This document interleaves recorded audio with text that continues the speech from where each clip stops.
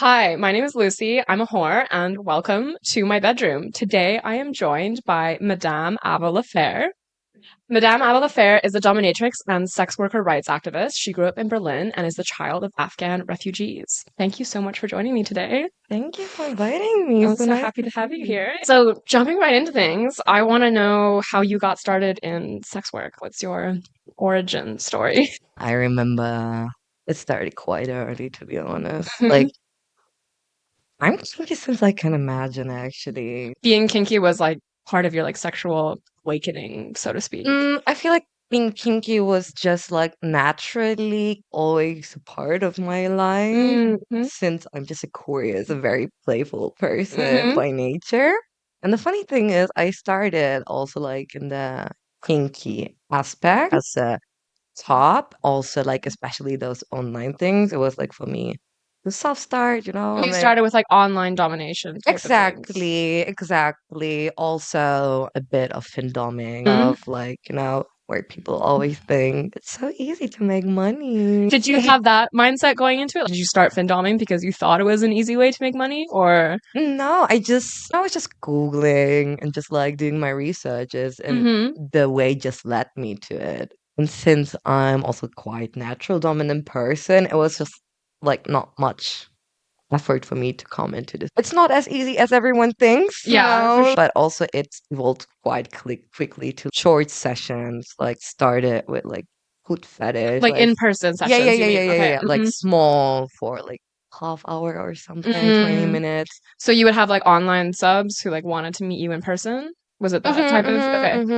And then it started very innocently with foot fetish, a bit worshipping, kissing Mm-hmm. my feet, but quickly also evolved into, which I didn't expect it, but into golden showers. Oh, wow. Like I did piss and go session. I literally just met them. That's great. Wait, so can you explain what a piss and go session Okay. is for someone who So has no piss and idea? go is there are different forms. It's always there's piss and go, there is cash and go, there is Piss and go. exactly.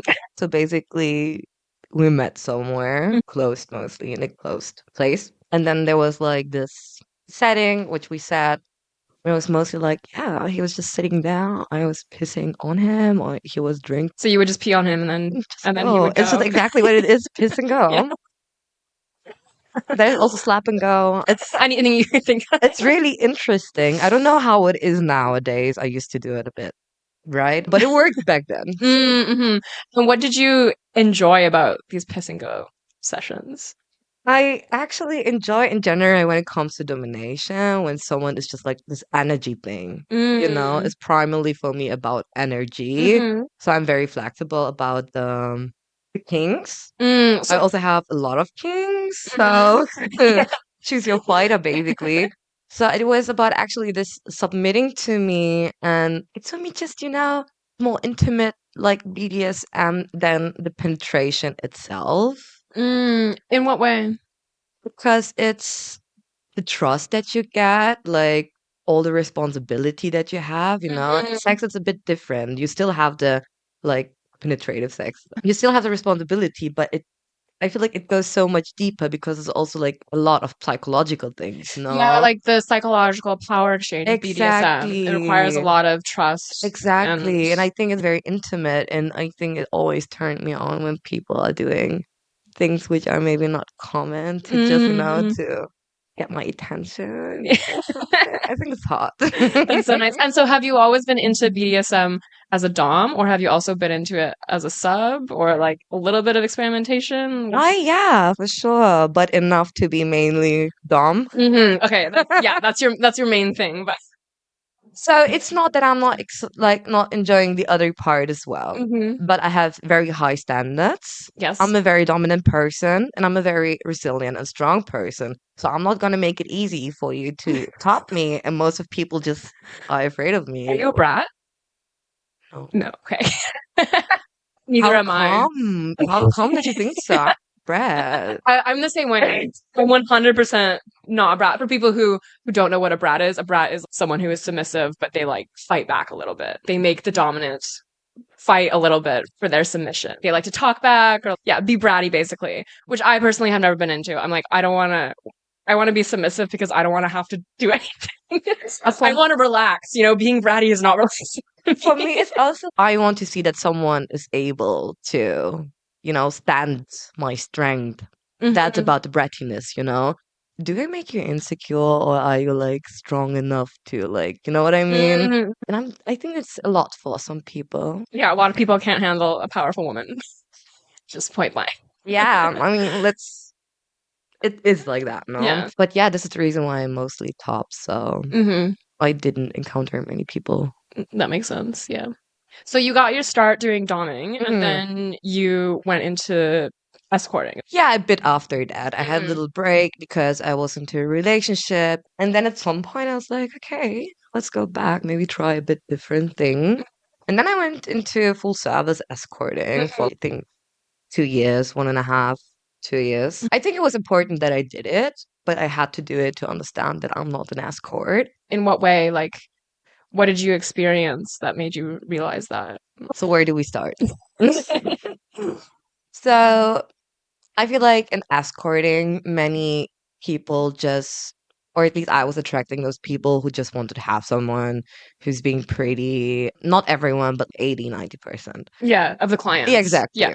Who want to have someone who's just sitting there being cute and pretty and listens, which is fine. I mean, you're paying, fair enough. But I'm not a sweet girl next door, even though I'm small and tiny. I will also not just listen to you when you talk something that bothers me just because you paid me. Hmm. And not everyone could handle that. So yeah, I felt like I had to more play a role than to be actually myself. Mm. And I don't want to do a job where I cannot be authentic according to my morals or my expectation how to Yeah. spend my time, no? Yeah. And then there's also like different things. No, I'm like not coming from an academic background. I'm not white. And I feel like, especially moving in a white world as a non-white person, especially if you didn't have certain resources than other people, it shows sometimes in how clients treat you. I feel like it's mostly, from my experience, I'm just saying, mostly connected to fetishization. So were you like fetishized a lot when Yeah, you were escorting? also, yeah, Hmm. oh my God, I never fucked the Afghan or something was like quite common thing to read or something, you know? Wow. Would men just like send you that as like a first message, or Yeah, yeah, yeah, yeah. some men need to have more shame. For sure. And also, I'm like, just because you pay me doesn't mean that you don't have to be like, who wants to fuck needs to be nice. Yeah, just because they're paying doesn't mean that they shouldn't respect you as a human being. Exactly, Like that's quite exactly. basic. Yeah. Exactly. And then also sometimes talking with other like colored sex worker and white sex worker and then like, comparing how the bookings majority of look like, one of Hmm. the sex worker get like for only 1 hour just quick fuck book and the other Hmm. one gets taken for 1 week vacation, get all the luxury Okay, thing, yeah. you know? So you mean like women of color are more likely to get the shorter bookings, and then the white women more likely get the longer, fancier This is my bookings? Like, yeah. experience, Hmm. exactly. And from what I heard and saw, I didn't like the power dynamic of it, you know? Also, it just made me feel bad at some point, and dating as an escort was also another thing, which also can be quite It damaging, can, yeah, it can be Like, complicated to say the least. yeah. When I decided to do the transitioning to become a dominatrix or a bizarre lady, there's a little nuance in it. Like dominatrix, a classical one, are more Hmm. like, not mostly you cannot touch them. And I am more someone, I like the bodily approach. I like to work a bit more with my body too. Hmm. So also consider myself a bit like this bizarre lady. Can you explain what a bizarre lady is Yeah, for people who are exactly. This is unfamiliar? the dominatrix is more like this very classical Hmm. approach, and bizarre ladies. I mean, at the end, everyone has their own boundaries, but bizarre Hmm. ladies are more likely more touchable Okay, so than like doing more erotic stuff. can be. Okay. Yeah. Okay, so open to more things than classic dominatrix But a would be. classic dominatrix can also be more touchable. Always Yeah, these depends, terms are always because also different. Yeah. exactly like boundaries are also like very fluid, no. Mhm. So when I also talk with my close ones that I'm doing this transitioning, actually it was like when I started escort, people were like, we've been already waiting for that. It was just a question of time that this will happen. Because your friends thought you would start escorting. And they knew before you did, basically. Yeah, also the same with dominatrix because they knew I will end up doing this Yeah. because it's just like more of that what I love to do and where Mhm. I feel like blooming up in it, you know? Yeah. So you Yeah. feel like has being a dominatrix like added to your life? Does it feel, I guess it feels very authentic to you from what you said? I think sex work in general, to be Hmm. honest, added a lot to my life. Mm. Like the different perspectives, the people that I met. I experienced a different form of community, which is very beautiful. Hmm.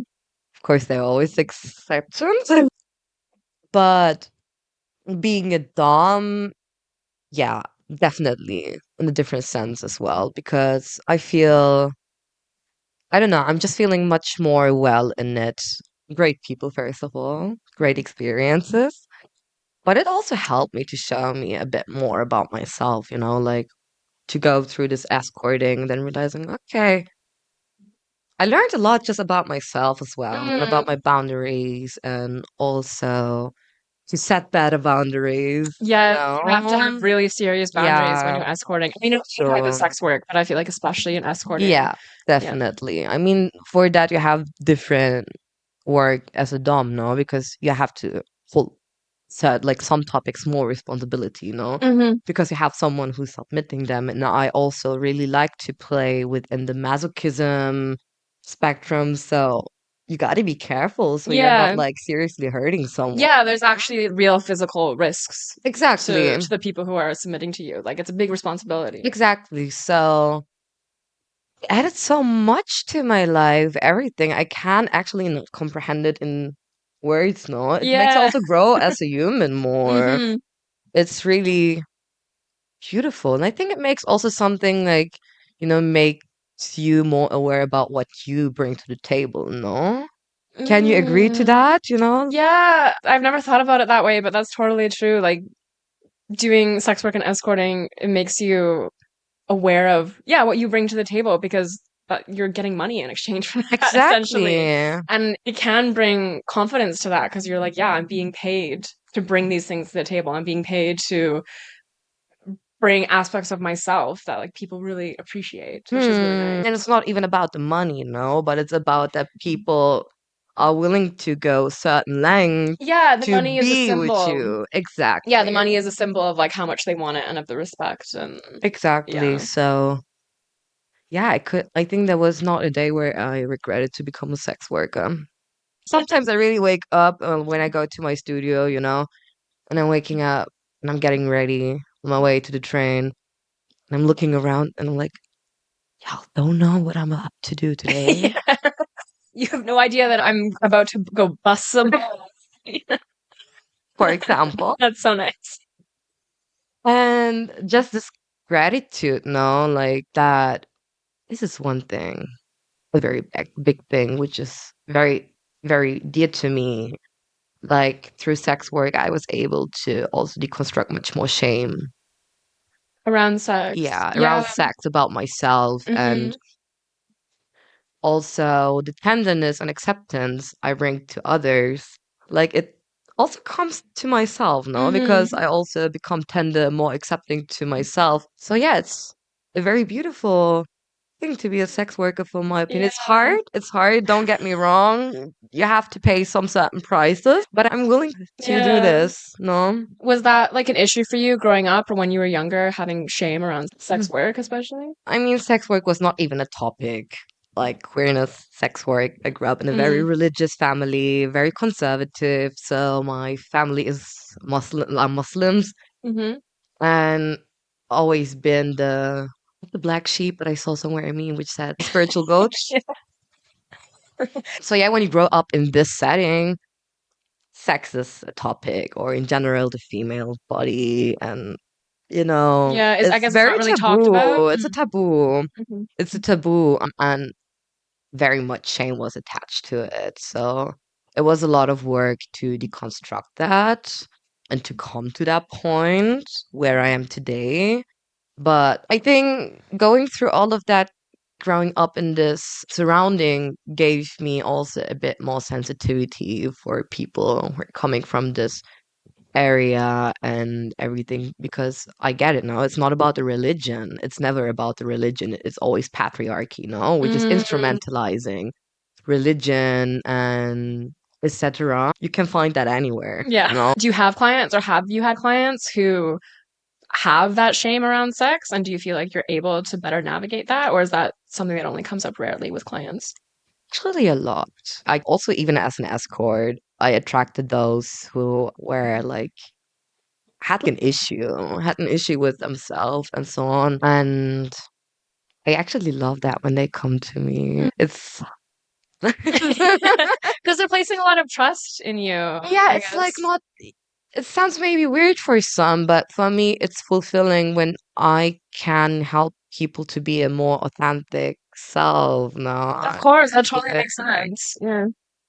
it fills my heart with so much love. So it's very beautiful to be just there and being like, it's okay. You can like let go of that hard wall or that strong armor which you build up because society told you have to be that way or to fuck that way. Or Hmm. as long everyone involved is and everything is consensual and nothing illegal is happening, you know. Baby, you do you. No one else. Yeah. Who has the right to judge about that? A lot of men might feel ashamed about their desires to be Yeah. submissive to a woman because society teaches men that they have to be, this certain type of masculinity in order to be respected. Exactly. It's really interesting. I especially love subs who want to play with feminine energies, like also in themselves. Oh, want to do cross-dressing or things Yeah, like that, stuff or like that. sissification. Also, yeah, because I think it's very beautiful, you know, like that Mm. they want to experience this spectrum and everything. It's just, like, you know, how they enter and how they leave. Oh, like you see a difference in them, like before Oh, and after the session? I can feel it also. I'm very sensitive to comes to energies and auras, no? I mean, I sometimes even get a day or 2 days later, like an email or something. I wish they would know how happy it makes me, you know? Because I think authentic sexuality, following like your needs and everything, is a form of resistance. Can you elaborate on that more? I mean, resistance against what is right, what is Mm. wrong. Because I feel like a big problem in our society nowadays is that we lost the ability to be playful and to stay curious, and that we lose ourselves and the capitalist rush, you know. As soon you're grown, you have barely time because you have to do paperwork, you have to earn money, you have to do household, but then you have also to cook. And then we're also in a love-starved society. And People are no, very lonely. We've lost yeah, community a lot. exact. To focus on to experiment and to listen to yourself, what to do, Mm. and to like, you know, allowing yourself. Yeah, allowing yourself to explore Exactly. and be playful and do things that are against what society says we should Exactly. do. For me, it's also I always say I don't want to grow up. I only want to mature because growing up is a trap, and it is indeed. Yeah, And like playing is also transforming, and I think sexuality is just a beautiful way to play. yeah. So this is for me a form of resistance, resistance against a society which wants to control us in our authenticity. I also think authentic sexuality can be a massive resistance against patriarchy because patriarchy has this very specific set way of how sex is supposed to be experienced and who it's supposed to be And very experienced with. heteronormative. Yeah, very heteronormative. Like it can be quite puritanical also if you add in like the Mm-hmm. religious aspect to it that still dominates most of Western society. Anything that's outside of that box is resistance to I that. agree. Yeah. Yeah, because it also opens your eyes because it shows you, oh, it's so nice to be like myself and make room for that. You know, Hmm. and it just opens so much more, you know. Yeah, and for your like true deep desires, especially in BDSM. Like if someone has desires for more extreme things in BDSM, it's so common for them to feel shame about that. I've Oh yeah, yeah, experienced yeah, that yeah, as yeah. well, like feeling shame for these desires because they are so taboo, but when you allow yourself to experience them, it's so beautiful. And I think this is why it's so important to have like also, you know, those BDSM areas so people have the ability to test something and figure out if Hmm. it's actually something for me with someone who's like aware of the responsibility and risks, and without having the fear of being judged by someone Yeah. because they're leaving and they're not going to see me again. Yeah, Except they're booking exactly. me again. Yeah. And I'm gonna shut up. Yeah, you're not gonna go blab to their friends about what they did. It's Come on, sex work are the best secret keepers. Yes. Do you often have clients who are trying things for the first time with Oh you? yeah. Yeah. And I love it. What type of things? I'm curious. What type of things are like the most popular things like guys want to try for the first time with Anal you? stuff. That stuff. Yeah, always. I also have quite good small hands, Oh, you can really get them up in. and I'm very patient. But I also love to play with experienced play. I find joy in both, giving the soft start. But I also really love the subs who are just like, send me an email being like, those are my taboos. I'm fine with your kinks, with you listed. I just want to submit, do what you want. I'm like, That's so nice. I know. I love that. I'm so happy that I attract them, not a few of them, and it's come to daddy. So now you work at a Domina studio called Lux. Yes. Can you explain a little bit about how it works? Because most Domina studios, or the way that most people think Domina studios run, is similar to brothels. Like the standard setup is that the people working there have to give a cut of all of their income to the studio, and the studio has control over maybe some things like your working hours and what you can offer and prices and all that stuff. That's the standard of what most people think of about Domina studios and similar establishments. So I know that Lux is different. Can you explain a little bit about the system there? So what I can tell you is, first of all, we're a BDSM studio, not only a domina. So we have different kind of services. We have switchers, we have subs, we have dominants, we have bizarre ladies, or bizarre sirs. But what I really loved about them, which made me also like to go there, is I feel they're quite intersectional, which is very nice. We'll have queer sex worker, and it's like sex work have to be freelancer, so no one is like a worker there. So But you're all like self-employed. yeah, like you have to be a sex worker in Germany. And we're sharing the space. We're taking care of it all together.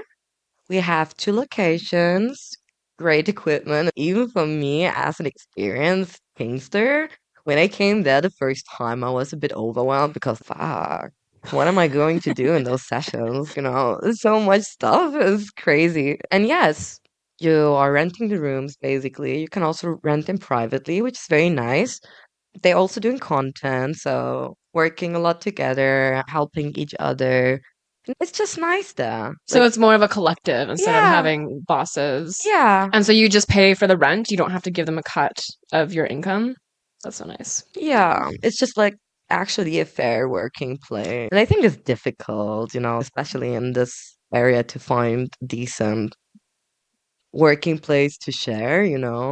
Yeah, most of the times for sex workers, the only options if you want to work somewhere and not be fully independent, it's usually like a brothel or a studio that takes a part of your income. Like Exactly. setups like Lux has are definitely not the norm, which is unfortunate. It should be the norm for workers to have power over what they're doing and not have I agree. a boss telling them what to do or taking a cut of their money. I think establishments like that can be so predatory. Yeah, actually nice. It's also nice to be not the only non-white person, which is very nice, actually. And so for everyone I know, I like them. That's so nice. And do Yeah. you also have you had opportunities to like work directly with your coworkers at the studio? Do you do double sessions with people there? Yes, we do that. I That's so didn't nice. have one yet, but I really want. So it could happen. Yeah.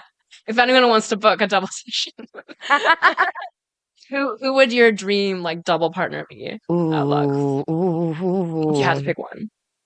I think I would really like to have a session with Blade Fontaine. Yeah, definitely. Who's that? I don't know. We're both very cute and small, but we're also very vicious, and we're also friends. So if you're in the mood for some double trouble, come a little closer. And what would be your dream session to do with Blade? Ah, damn.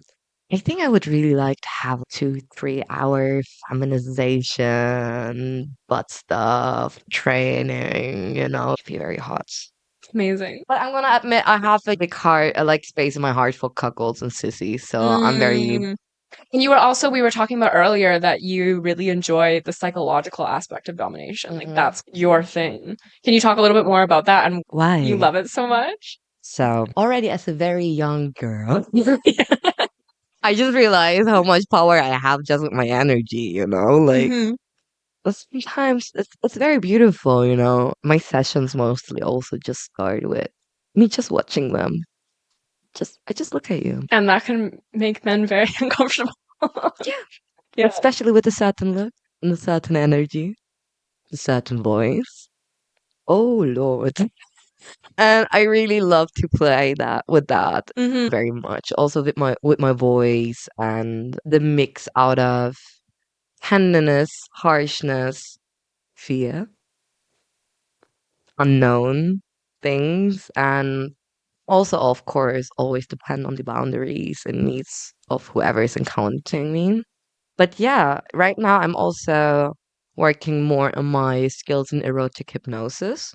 Oh, amazing. Yeah, I think next year I can start. So it's such a fascinating topic. Hypnosis is something I've always been so curious about. I think it's Oh my so cool. I God. have no experience with it.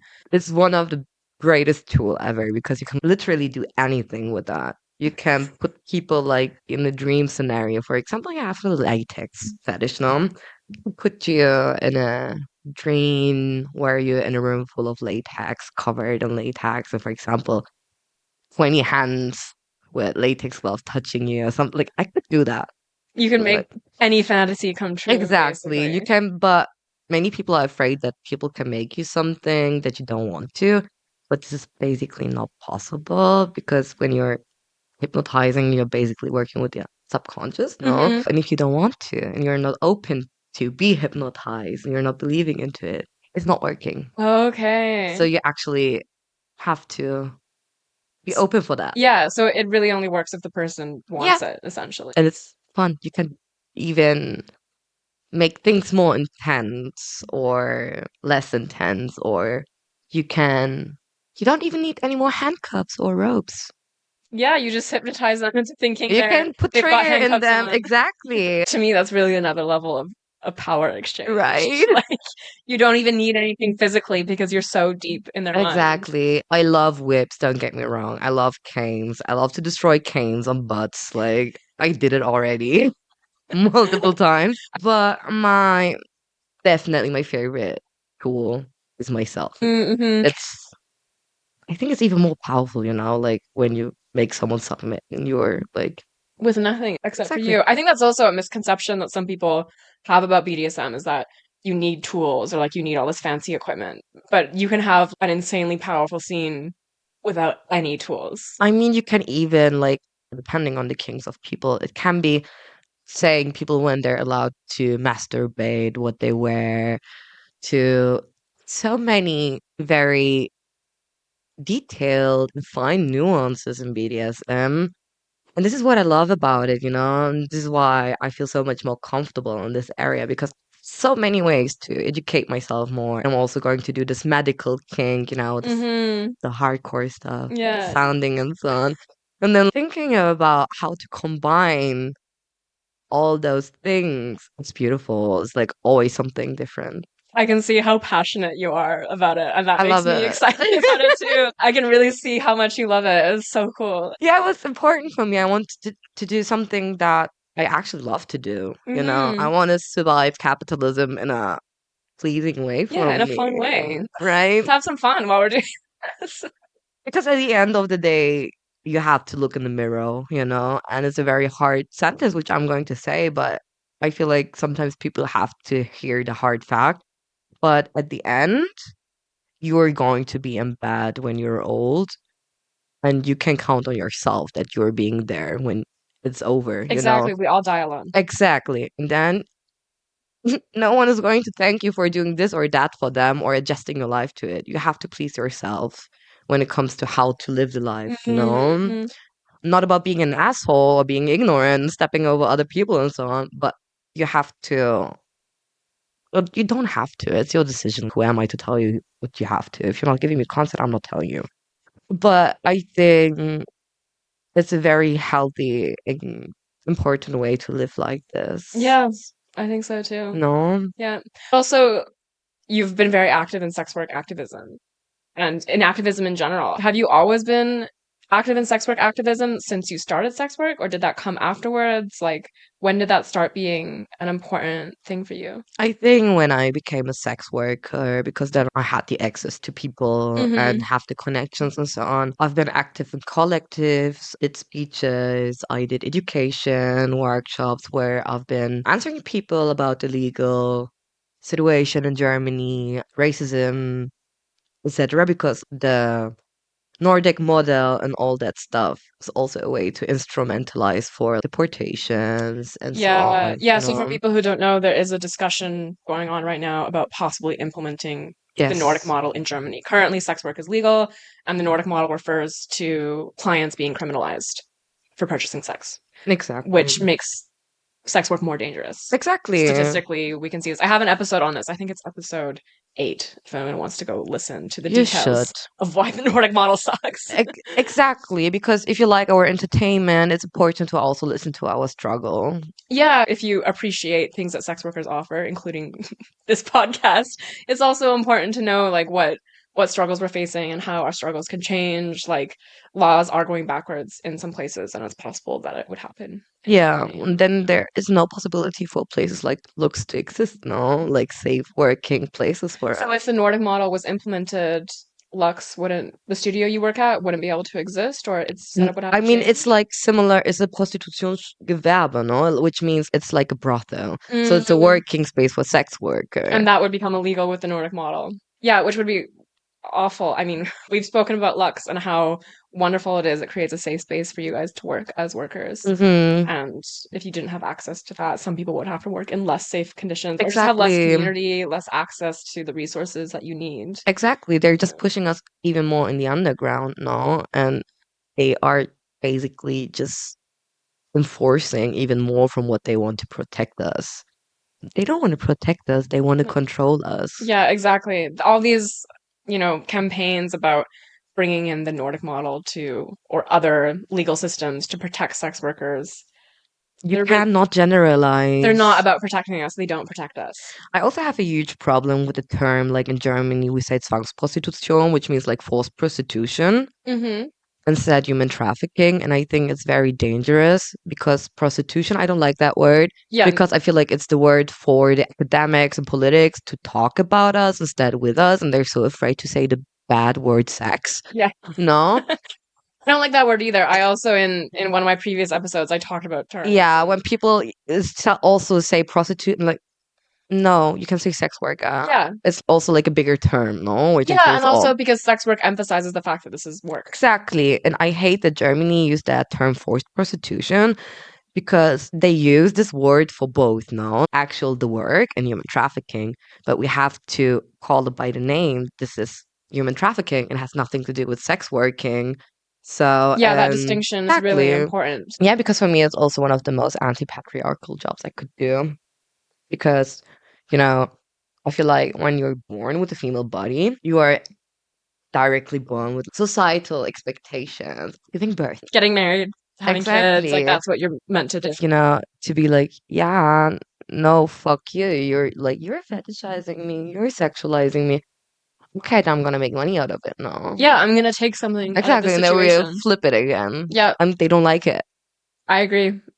I think that is a big reason why society hates sex workers so much. Also, we're triggering them, I feel like, a Exactly. lot. Sex is a massive focus point that involves sex, money, and power. Yeah, yeah, yeah. It involves all these three things on a level that no other profession does. And God forbid the female is dominant. Exactly. I think almost everyone has their own triggers and own issues around sex, money, and or power. And so when there's something like sex work that involves all of those three things, it's very triggering to people and they Yeah. project a lot of shit onto us instead of taking time to actually listen to us and what our own experiences are. Yeah, totally. I mean, I think in general, also politics problem now, and sex work including. There's a lot of talking about, but not with. That's the biggest problem. And when they talk with someone, then it's mostly like the sex worker coming from the most privileged place. Yeah. No, right? Like academic background, white, old, or whatever. Those are the only sex workers who have a chance at having access Exactly. to political institutions. Exactly. And even then, most of those sex workers don't have access. Most of the time, we are left out of the conversation about what's happening to us and politically. What about trans sex workers? They're facing like so much violence, especially on Berlin streets, violence from passengers, from people who live there, gentrification and all that. And there's always been a sex worker area, and it will be. Yeah. You can try to get rid of us, but we will not disappear. We will always be We here. will always be here. Sex work has always existed, but especially in Berlin. Exactly. Why are people not talking with them? Why are they not talking with people who are like migrants or, all those things, disabled sex worker? Yeah, it's because people victimize them and they think that, oh, they're victims and they aren't able to have the right voice about it because they're just victims and they don't know what they're talking about, which is a really disgusting viewpoint to have. I mean, it's easier for them, no? So they can put us in a box again because we're not easy to be put in a box. Yeah, we don't fit into the patriarchal Western societal standards. The chains broke. Breaking chains by fucking men in the ass.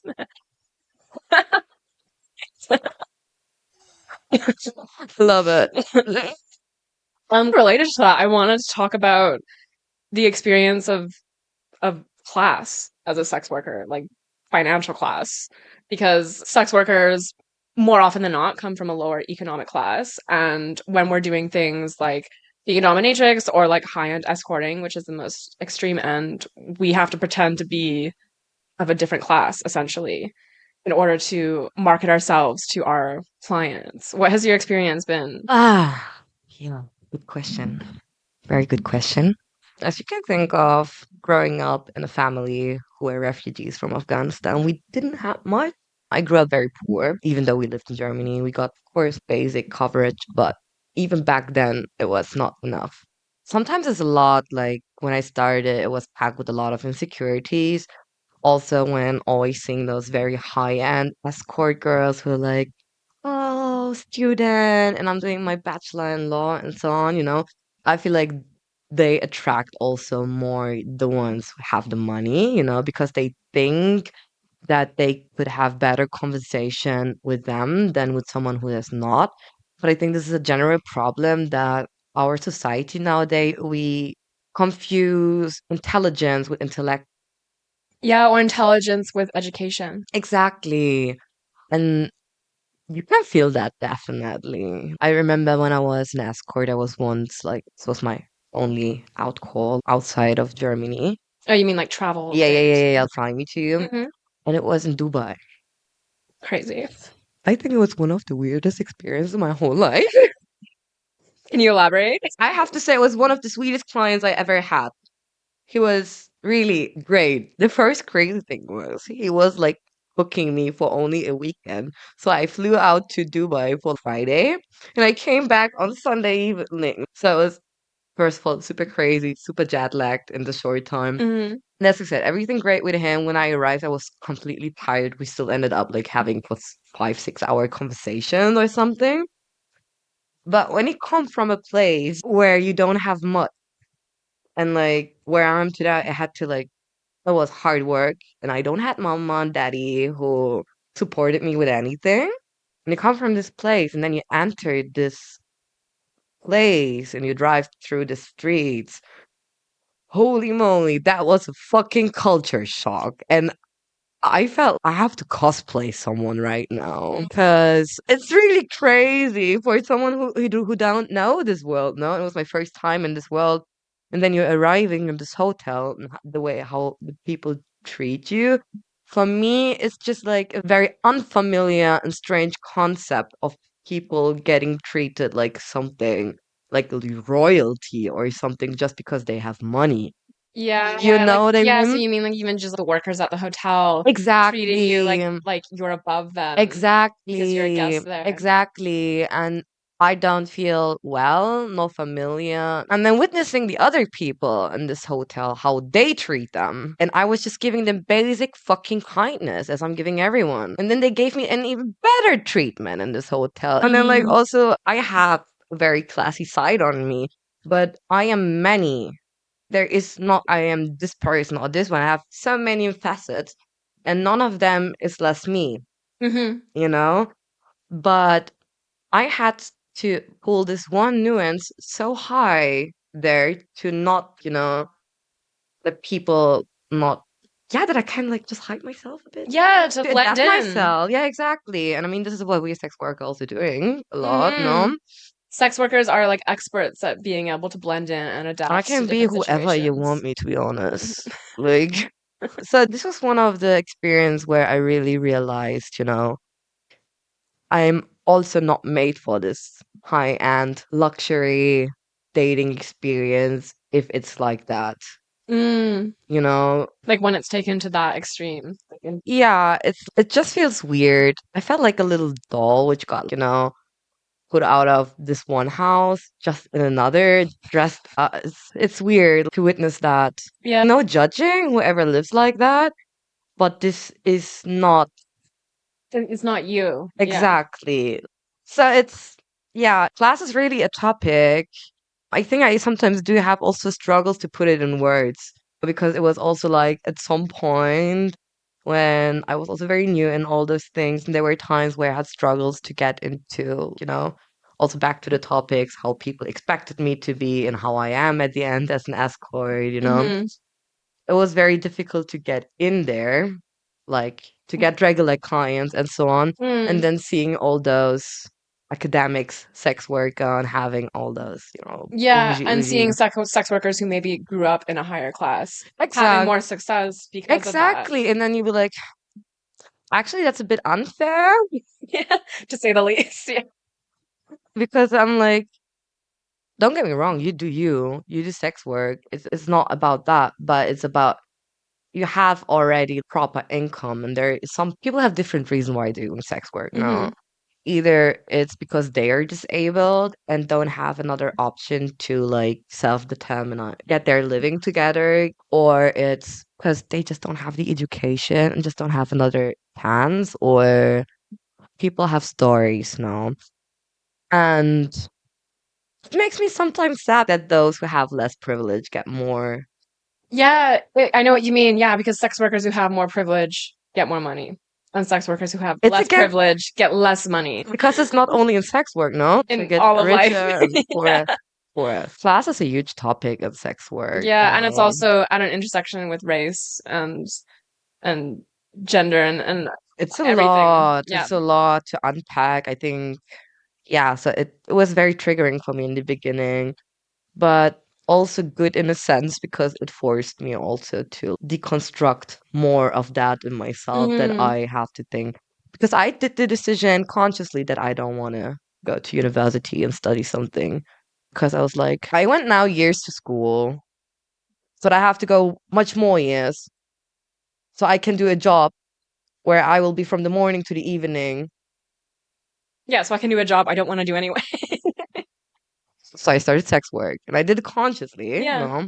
That's also privilege. But yeah, so this, this witnessing with this academic sex work and so on, that triggered sometimes something at me, but it also helped me to deconstruct, right? So Mm-hmm. it's okay. Yeah, but no, I know what you mean. There is this very specific type of escort who's a white woman in her early 20s who's like going to school. I also know some girls though who have told me that they say on their escort profiles that they're going to school, but that's a lie. They're not Oh yeah, doing yeah, it yeah, yeah, I know. because saying that you're a student can be a really great marketing tool because It men is. maybe want to book someone who they view as highly educated. They want to feel like they're helping somebody, helping out a student, but they don't want to feel like they're helping out a charity project. Do you know what I Mm. mean? Well, I want to help a student who comes from a high class background, but I don't want to help someone who like needs money. I They also want to feel useful, but they want it to be with someone who's on their level. this is it's exactly like that.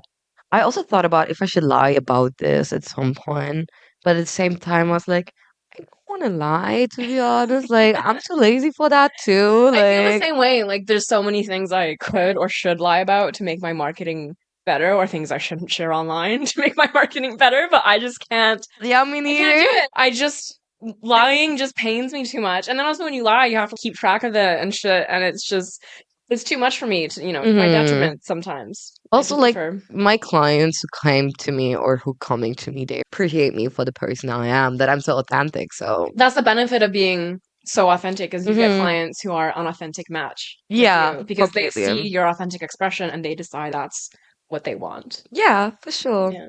Do you find you have like less experiences with this kind of class divide, class struggle? I don't know what word to use, that we were just speaking about, now that you're doing pro doming as opposed to escorting?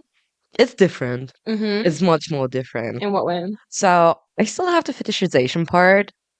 Like people, like clients fetishizing you? Yeah, Mm-hmm. but I didn't expect it. But I figured out that it's for me less problematic than in an escorting setting because the power dynamics are pretty much clear. I'm not bottoming for you. If you want to feel my Afghan ancestral rage on your ass, let's go, baby. I got it.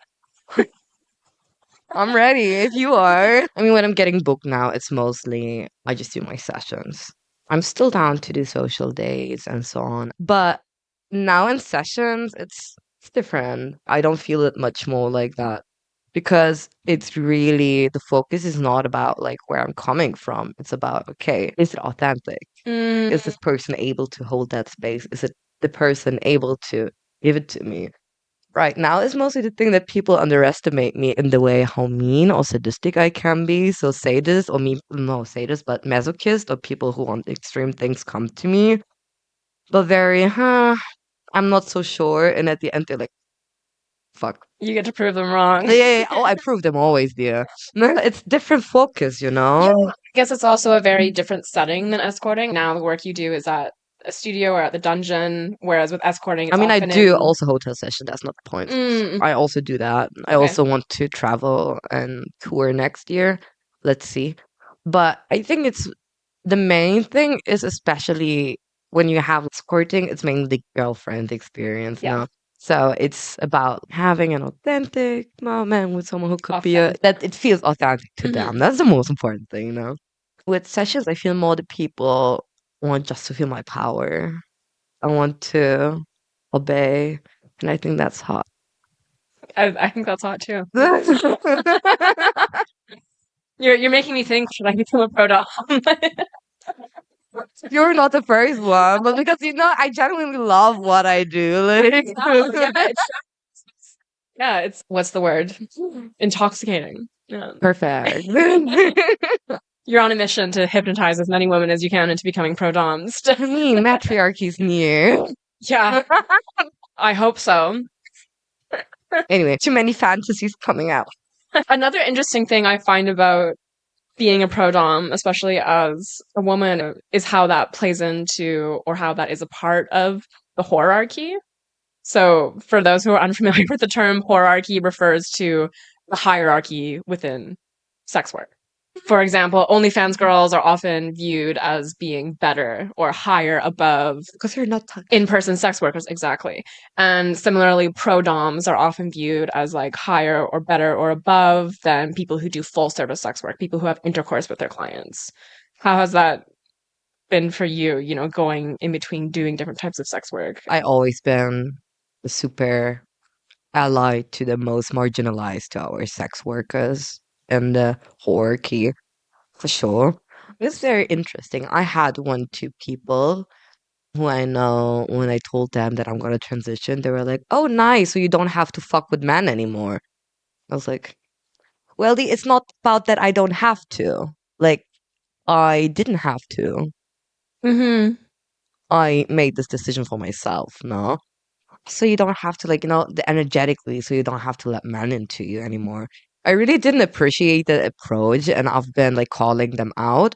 Luckily, they were reflective and apologize, and they do better. But it's very interesting. Like I definitely feel that from some sides, even if they didn't say it, that there was even a little nuance, like undertone of, oh, nice, you don't sell Yeah. your body basically anymore.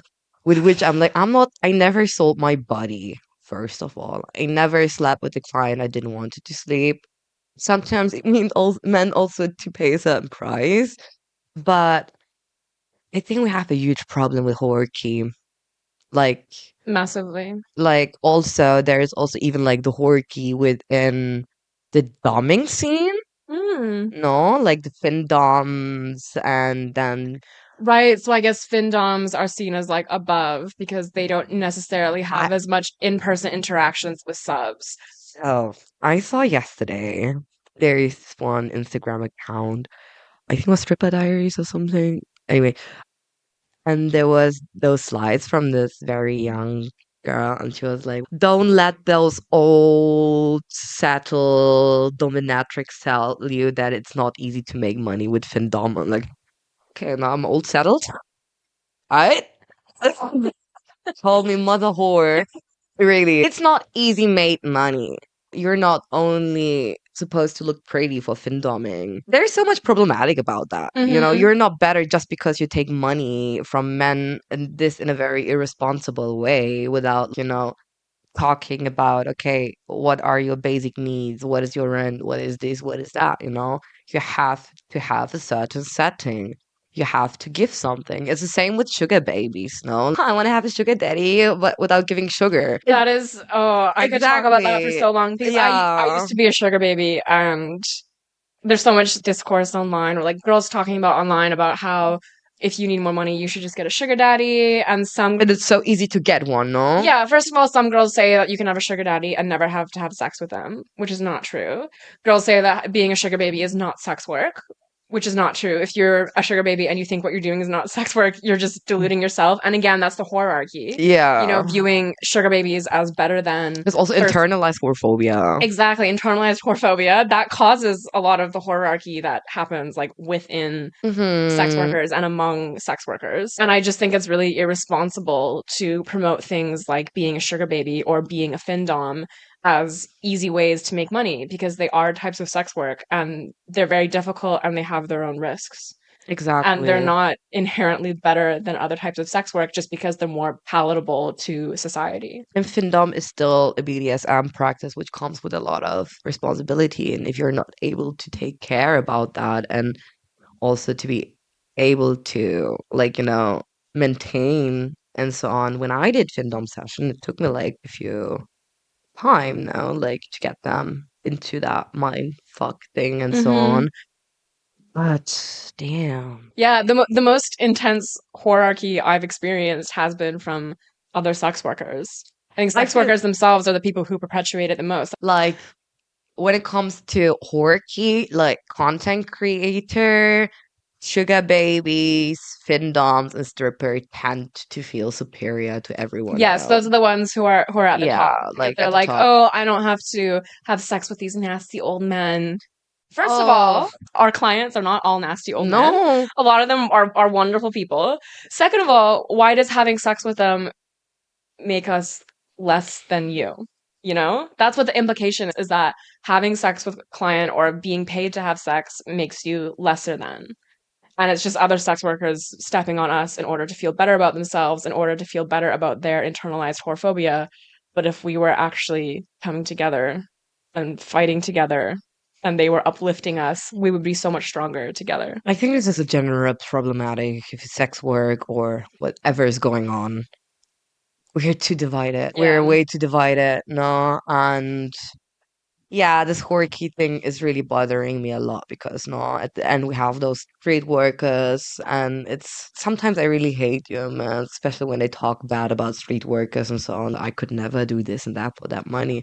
Good for you in a Yeah, good for you that positive. you've never been in that situation where you've had to make a decision like Exactly. So that. just shut the fuck up. I don't want to hear you. Just go, please. I'm also very mean when it comes to this because I don't like ignorant people, Yeah. and I'm not a nice person. I'm a good person though. You are a good person and you can be very nice. Yeah, But this is the thing. If I'm not nice to you, you should consider your own like behavior. Because it takes a lot to make me not nice. Unless they're asking you to be not nice to them, which is a different thing. Exactly. And that's fun, not nice. Do you think that being a dom has helped you bring out or be more comfortable with the meaner side of yourself in regular vanilla life? Or has that always been easy for you? Be mean? Yeah.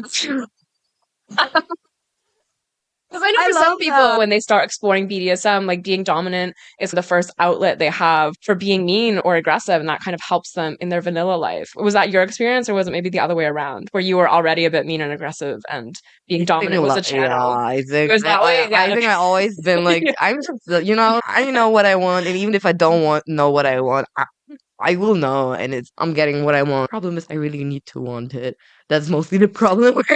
That's valid. Yeah. But when I want it, I'm getting it. Yeah, I love that. Yeah, me too. I think it was also necessary to be like that to come to this point where I am today with the start that I had into this life. Yeah, You know, yeah, because of the life you've had and what you've been through, you've had to Mm, have that harshness, I guess. exactly, because as a queer, non-white, disabled sex worker, when you're moving through a wide world and a very privileged world, no, you gotta stand in for yourself. It's a lot, no? Hmm. And this is what also brought me to sex work activism, no? Because I was like, it's enough. It cannot be that everyone is consuming us, is like appropriating our culture for fashion pop industry without giving the credit or talking actually about the issues. So it was for me just important to make people more aware about that, no? Hmm. I think becoming a dom was just a question of time and something that has to happen. Yeah, Like, it was gonna happen one way or yeah, another. yeah. Well, my mom always wanted me to become a doctor or a lawyer. Now I can be both. Exactly. Yeah. When you're in the BDSM dungeon, doing medical play, doing interrogations. Yeah. I did it. I'm a doctor and a lawyer and anything my clients want me to be. You're satisfied and you get to make people happy. I think that's something that's so fulfilling about this job that people don't understand is that how fulfilling it is to fulfill people's fantasies and make them happy. Like this job can actually make you feel really good because you're bringing something really positive to people's lives. And when you enjoy it as well, it's like a win-win. I always say like that for my activist work and for my monetized work. I get a payment for both.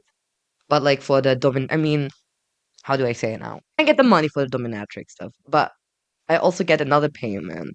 And like this love and the satisfaction of making someone happy, just that's a payment itself for me, and it's like with the activism, I don't need money for that. It's something that comes from here.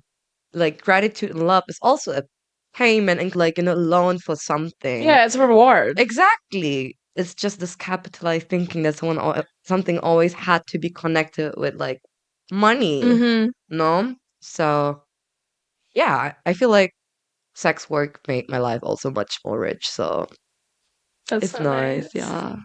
And I think that's a nice note to end on.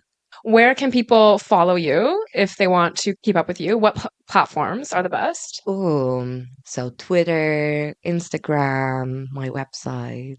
I'm going to link your Twitter and Instagram below, all of your Yeah. socials. Make sure you follow her. Is there anything else you want to mention or promote? Or Stay naughty. Keep deconstruct your shame and try that stuff. Just try it. Do it. It's okay. Daddy perfect. says yes. Thank Perfect. Well, thank you so much for joining me today. you for having me. My name is Lucy Huxley. I'm a whore, and thank you for joining us in my bedroom.